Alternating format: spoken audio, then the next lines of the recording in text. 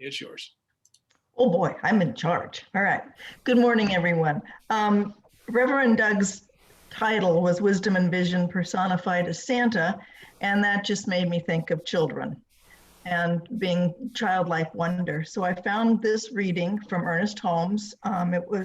It's one of 40 essays that was in a publication called Journey into Life.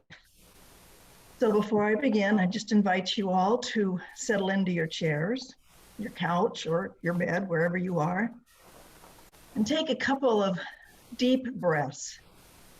And as you exhale, allow your body to relax. Breathe in the life and the light of God, and exhale all the tension, all the worry, whatever is holding you back from your own childlike wonder. It seems important to me that we must regain in our own consciousness the spontaneity we had as a child. Someone will say, "Oh, that is nonsense and silly." That is all right. Who cares if we are silly? We must awaken ourselves, rediscover that lost paradise, that child who was not afraid of the universe in which they lived, that child who did not deny themselves or their God, that child who had not listened to the dull, monotonous tune of condemnation until they had isolated themselves in fear from the universe. But we know this, the spontaneous manifestation of life everywhere that bursts forth out of nothing into full bloom is the nature and the order of the universe. The child who is in us before we learn to be so sophisticated is not dead. They are asleep. We have just crowded so much experience, so much negation that our inner child, that not our inner child, but we have forgotten the celestial palace from whence we came. Who cares if we are silly?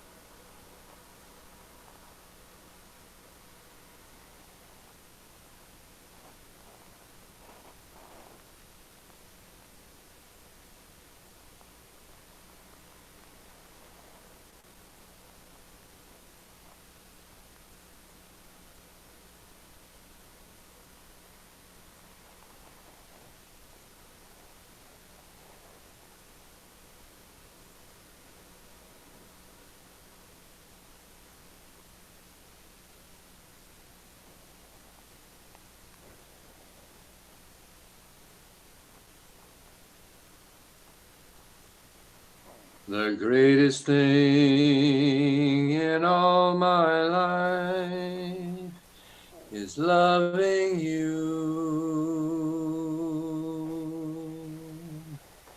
The greatest thing in all my life is loving you. I want to love you more. I want to love you more. The greatest thing in all my life is loving you.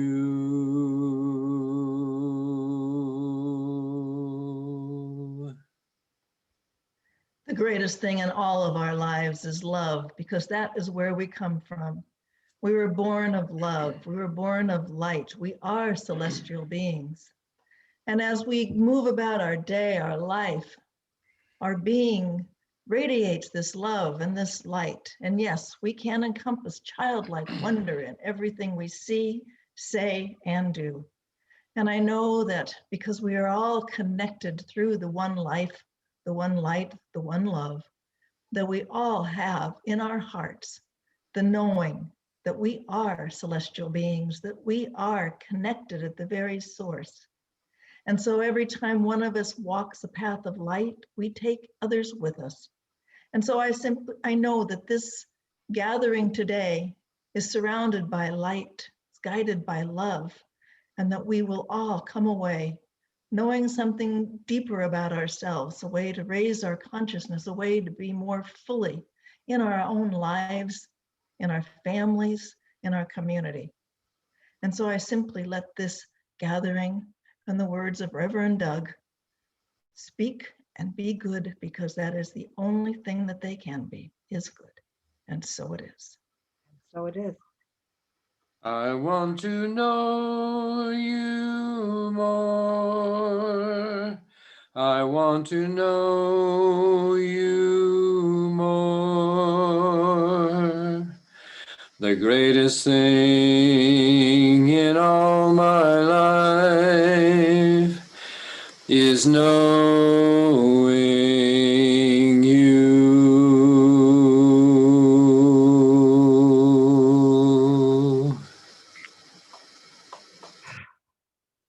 And Angelica, I assume you will be introducing. Yeah. Thank you, Susan and Jackson. That was a perfect way to start out. And today, I'm so happy with Zoom in a way, because it's given us the opportunity to invite people in to share with us. And I've been trying to share with you people that I've known from my past that I consider to be very high wisdom teachers. And I got to tell you that the man you're going to listen to today has been on this path all his life, even though he'll tell you that he used to be a biker. I mean, a heavy duty biker, right? And from his story goes from biker to Santa. Now, what could be more conscious than that? It's just amazing. He spoke for us in Hawaii a few times. And one of the things I knew is that when he did workshops, everybody walked away, and for weeks they would say, oh, that was the best workshop I ever had. Or when he did personal counseling with people, people would come and tell me how powerful it was. And so let's welcome Reverend Doug Craig. So one of the things I want you to do is to put your computer on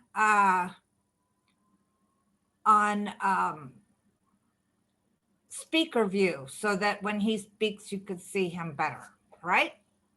Thank you.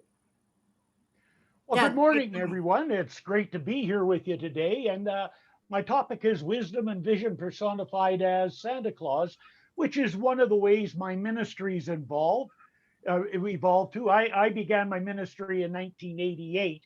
I came into this philosophy in 1980. Whoop. I took it down so that you would be there.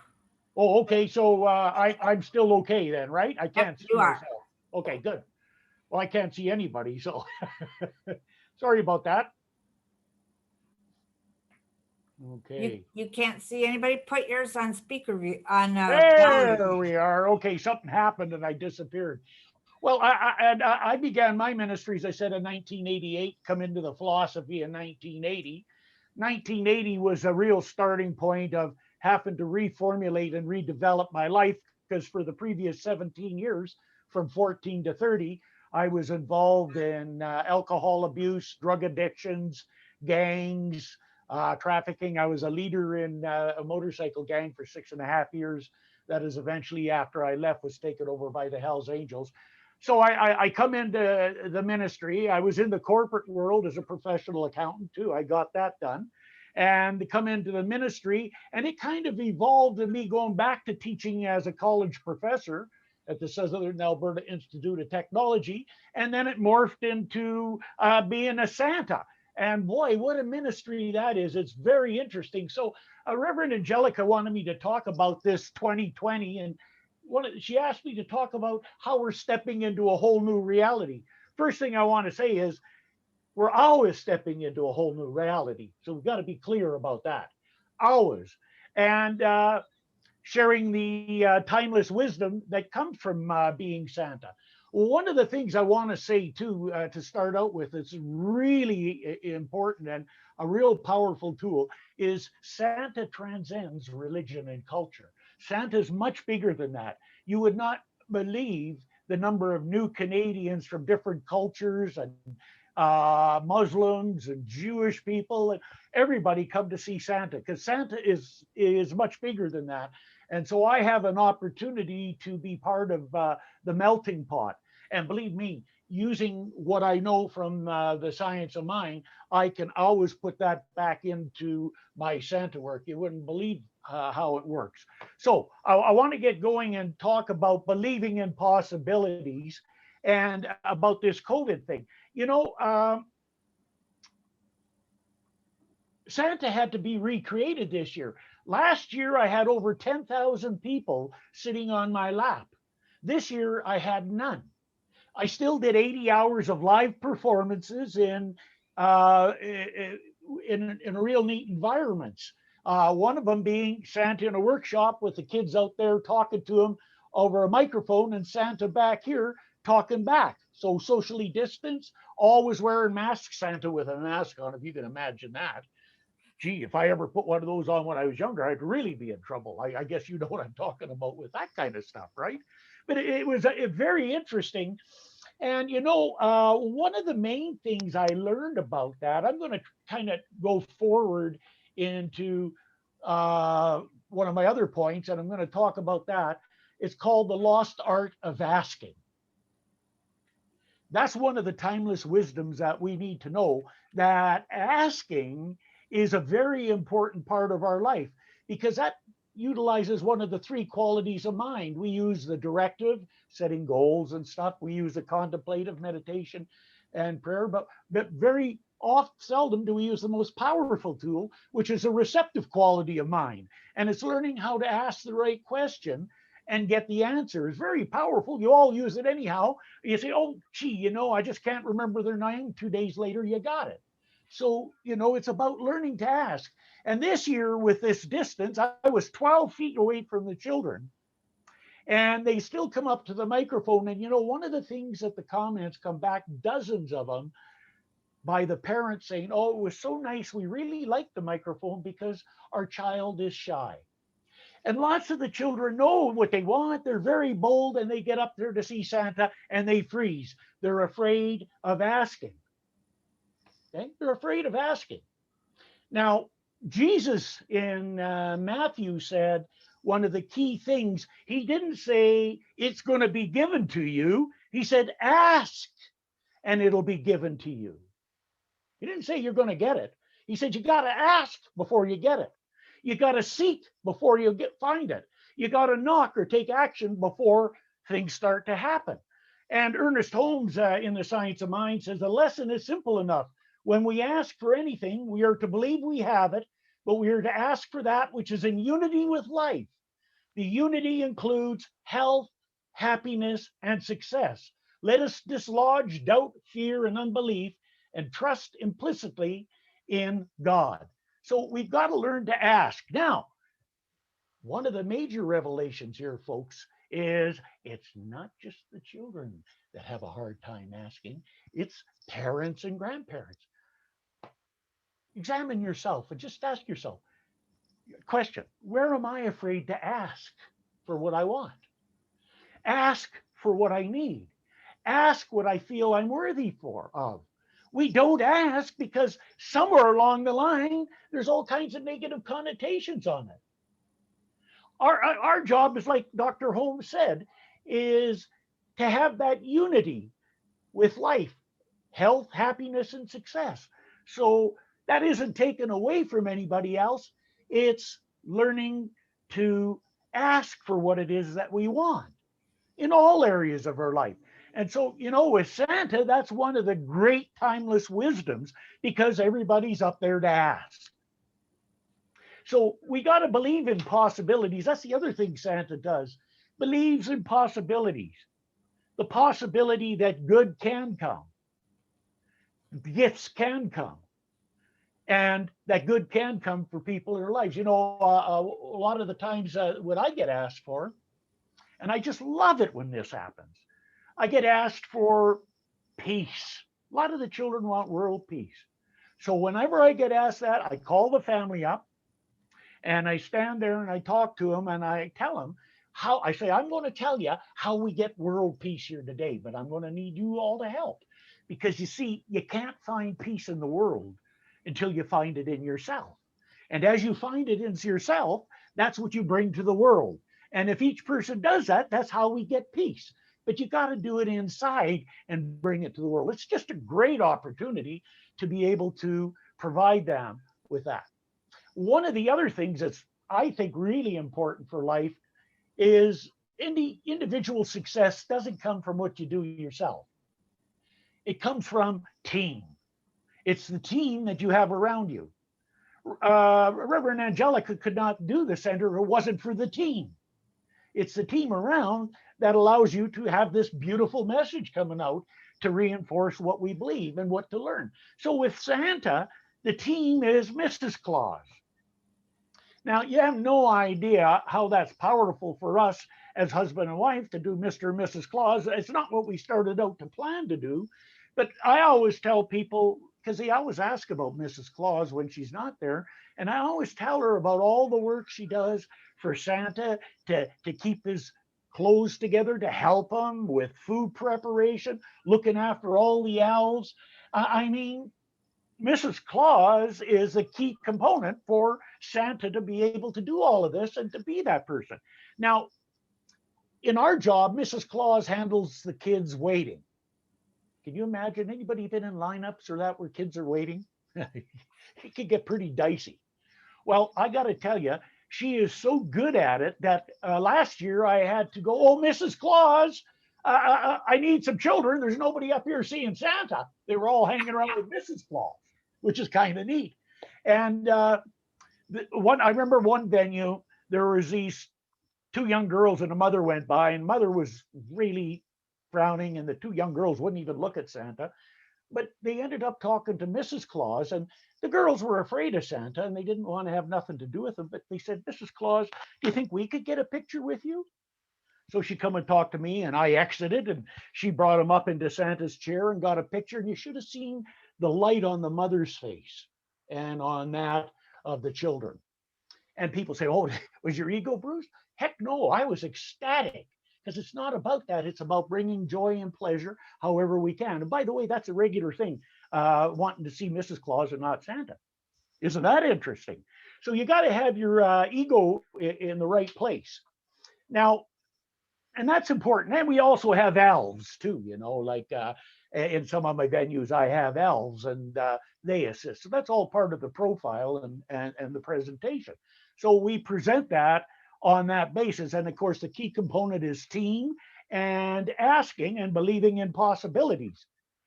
Now, one of the key things that I tell everybody to do, and what me and Mrs. Claus do, is we're always establish intention in consciousness before we do a performance. I establish intention in consciousness before I come to do the talk today. Anytime I go to the classroom, any venue, any counseling, I establish in consciousness through treatment my intention. And so what Mrs. Claus and I do is we do the intention for our speaking and that which we need to know and how we have to say it. But the main thing that we do is we then get into meditation and we embody the highest and best of Santa and Mrs. Claus in the minds and the hearts of the children, parents, and grandparents. Be real clear on that now, it's important. And we allow the highest, the best to flow through us and expressed by means of us in our own unique way in the venue. Now, we started being green and we've gone from zip to having the two top private clubs, the top district, and the biggest show in the city as our clients. And we never even thought about it like that when we started out. We were just doing what we wanted to do and setting intention. That is so powerful. And to know your market, everybody thinks it's the children. No, folks, it's not about the children. It's about the family. Be real clear. And in our consciousness and what we do, we don't work with the children, although we work mostly with them. We have the consciousness of working with the family so that we bring the family in. And our dress, the way we do, we don't get into all the new, you know, everything's new and changing flash and trash. the personification of Santa in the highest and best really come to us in the new form from the Coca-Cola Santa in the 1930s. And so our outfits are designed very similar to the Coca-Cola Santas. And people say, oh, do you do that for the children? Oh, heck no. Children don't know the difference. We do that to stimulate the minds and the emotions of the parents and the grandparents. You have no idea. And they look at it and they say, you know, you're the best Santa we've ever seen. And because it takes them back to their youth and they get to see that. So, you know, and it doesn't matter where you go or what you do, it's setting intention. So I do all the time in the mountains. I'm a mountain man. So when I go there, I set intention before I go in. And I go, I dwell in the bright Christ light. Only goodness is attracted to me. Thank you, Brother Bear, Brother Wolf, and Brother Eagle, for sharing your home with me today. I establish that in consciousness, and I walk into that, and I act accordingly as though I'm in someone's home. And 50 days out there this year, no problem with animals. I'm 72 years old this year. I grew up in the Rockies. No problem with animals. Lots of problems with people, but no problems with animals. Okay? Because that's how I approached them, with respect. And I've had some pretty nice, you know, you meet face to face with Grizz, you got to walk the talk. You know, it can be a little bit dicey. So it's about that, about setting intention. And I do it when I do both of those areas. Now, the other thing here that's very important is one of the attitudes about how shifting attitude. So there's a new phenomena that's coming up in the Santa world, in the parents. It's called elf on the shelf. Have anybody ever heard of elf on the shelf? Yeah, you get the elf, and then if the kids are naughty, you take, oh, I'm going to tell the elf, and you know, Santa's going to know. So, and parents try to make it positive, but how can you do that when elf's going to rat out on you to Santa, right?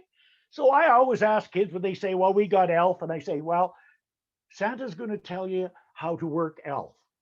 So I call the parents over, and then I say, okay, to the children, you know when you're naughty, don't you? And of course, they all know when they're naughty.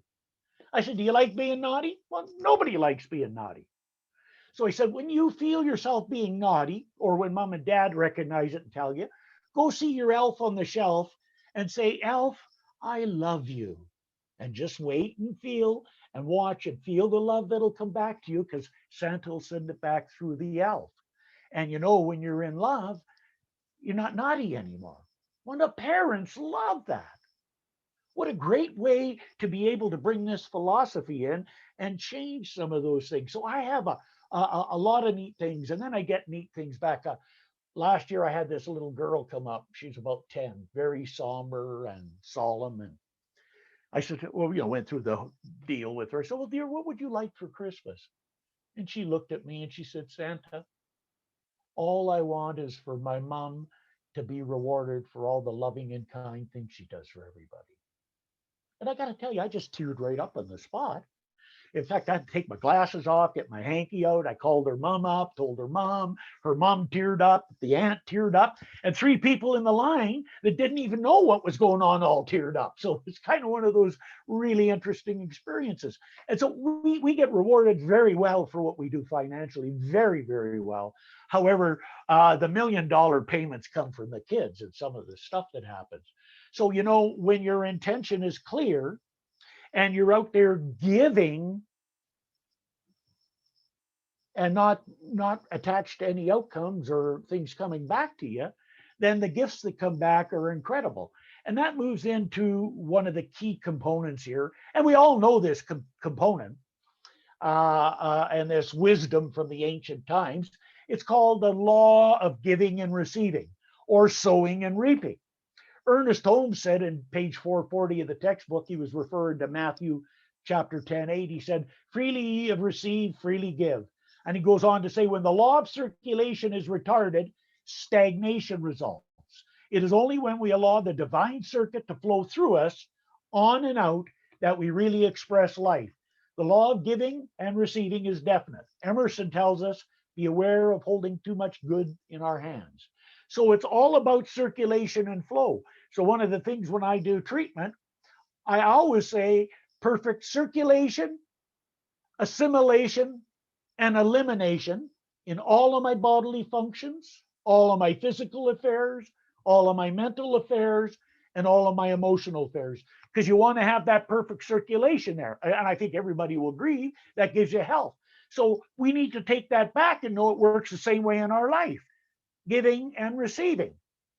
And a lot of people really work on giving, but I always take people to task on it and say, well, are you really giving, or do you have an attachment to it? If you're really giving, the person may get it, throw it in the garbage, give it away, or sell it.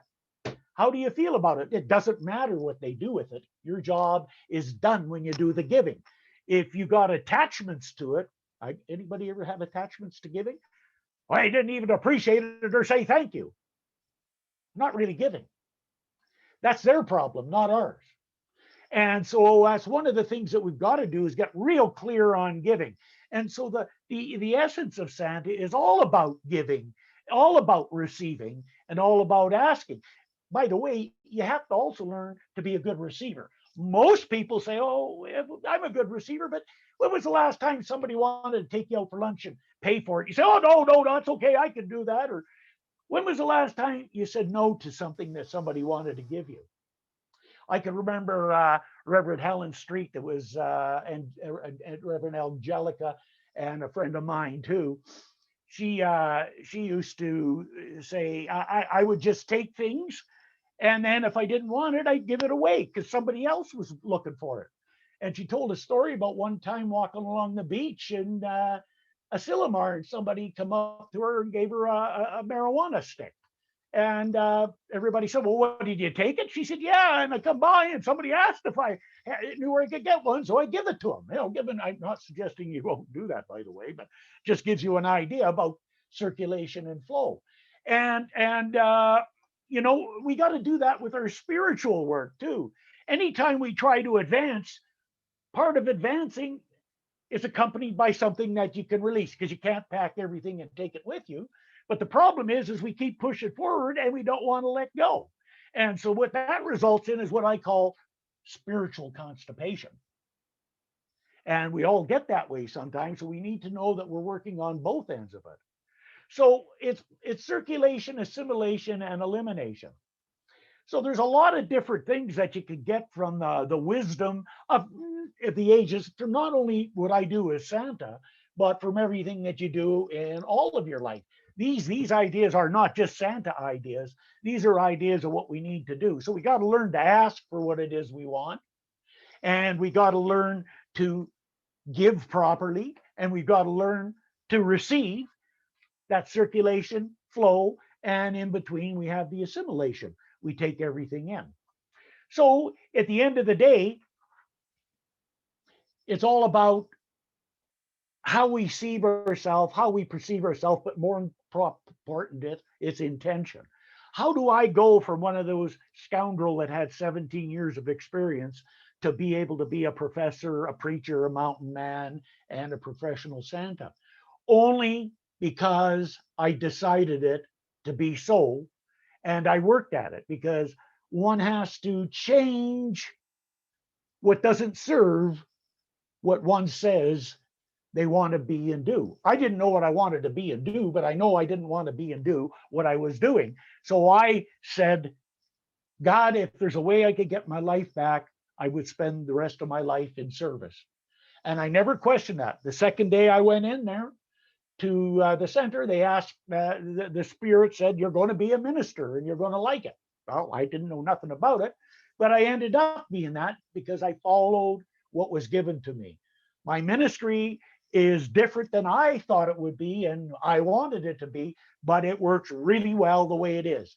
So don't get attached to outcomes, because, you know, the spirit in you knows a better way of you expressing and being what you are and want to be than what you do. Take away those limitations, take away the conceptions, just be willing to step into your highest good when it's presented and not drag your heels. And take a chance. Why? Because we're all worth it.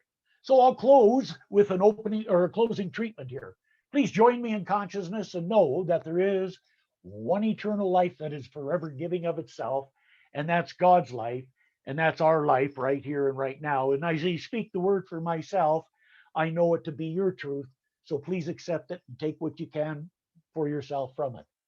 And declare that I am an open, clear, and a free flowing channel of God's love, energy, wisdom, kindness, and prosperity.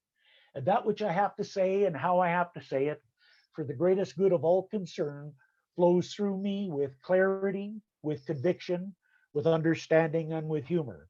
And I hold and support myself in a vision of love, life, and light, knowing that I am whole, perfect, and complete at all times and in all ways, and know that I now experience perfect circulation, assimilation, and elimination in all of my bodily functions, all of my physical affairs, all of my mental affairs, and all of my emotional affairs. And I trust and know that that soul, that higher power within me, knows where I need to go and knows what I need to do to experience peace, prosperity, fulfillment, and happiness. And I know that divine right action takes place in my life, and there's a gradual, orderly, sequential unfoldment into form of the highest and best I am. I give thanks for this. I accept this. I know it is so, and I release it, and I declare, and so it is. Whee! Thank you very much. Thank you. Thank you. That was excellent. Wow. A couple of people wanted to see a picture of Mrs. Claus, and you had sent this picture. I can't put it up online, but just in case you all wanted to see Santa and Mrs. Claus, here they are. So thank you very much, Doug. Thank I you. also have a Santa web page. It's called Santa Doug Calgary. So, and you know it would be me because when you put it there, Santa Doug Calgary, Santa Doug Calgary, it'll come up and there'll be a picture of Santa there, and you'll recognize it as me. So you can go have a look at it. As it's santadougcalgary.com or .org or no, it's on Facebook. Facebook page. Facebook. Okay. Yeah, Santa Doug Calgary. Okay. If you want to go, on Instagram, it's Santa.Doug. Cool. What fun. All right then. Let me bring up the PowerPoint again.